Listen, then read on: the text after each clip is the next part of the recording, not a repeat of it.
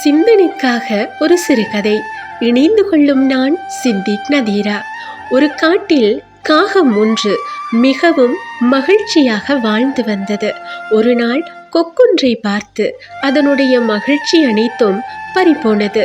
கொக்கிடமே அது கூறியது, நீ வெண்ணிறமாக எவ்வளவு அழகாக இருக்கின்றாய், கருப்பாக இருக்கும் என்னை எனக்கே பிடிக்கவில்லை என்றது.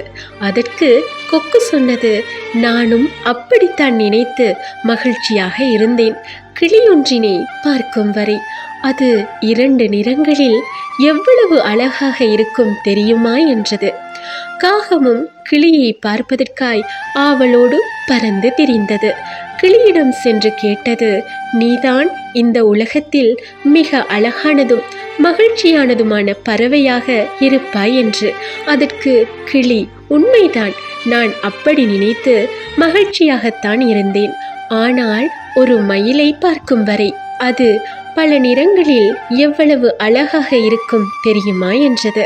உடனே காகம் மயிலை காண்பதற்காய் அங்கும் இங்கும் அலைந்து திரிந்தது. இறுதியாக மிருகக்காட்சி சாலை ஒன்றினில் மயில் இருப்பதைக் கண்டு மகிழ்ந்தது. காரணம், அந்த மயிலை காண்பதற்காக அங்கு ஆயிரக்கணக்கான ஜனங்கள் சூழ்ந்திருந்தனர். இதுதான் மகிழ்ச்சி என்று நினைத்து, அழகு மயிலே, உன்னை காண இவ்வளவு பேர், என்னை பார்த்தாலே இவர்கள் முகத்தை திருப்பிக் கொள்கிறார்கள். என்னை பொறுத்தவரை உலகிலேயே நீதான் அழகானதும் மகிழ்ச்சியானதுமான பறவை என்று. அதற்கு மயில் சொன்னது, அன்புக்காகவே நான் எப்பொழுதும் நான் தான் அழகென்று மகிழ்ச்சியாக இருந்தேன். ஆனால் எனது இந்த அழகுதான் என்னை இந்த சிறையில் பூட்டி வைத்திருக்க காரணமாக இருக்கின்றது. இந்த மிருகக்காட்சி சாலை முழுவதும் பார்த்ததில் காகம் மட்டுமே பூட்டி வைக்கப்படவில்லை.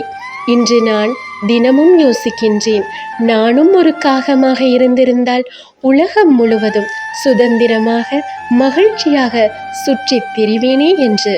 இதுதான் நமது பிரச்சனையும். நாம் தேவையில்லாமல் நம்மை மற்றவருடன் ஒப்பிட்டு நம்மை நாமே கவலை கொள்ளச் செய்கின்றோம். நாம் எப்பொழுதும் இறைவன் கொடுத்ததை கொண்டு சந்தோஷம் கொள்வதில்லை, அவன் கொடுத்ததை மதிப்பதும் இல்லை. இதுவே நம்மை பெரும் துயரத்திற்கு இழுத்துச் செல்கின்றது. ஒப்பீடுகளால் யாதொரு பயனும் இல்லை. உன்னை முதலில் நேசிக்க கற்றுக்கொள். உன்னை விட யாராலும் நேசிக்க முடியாது. நன்றி.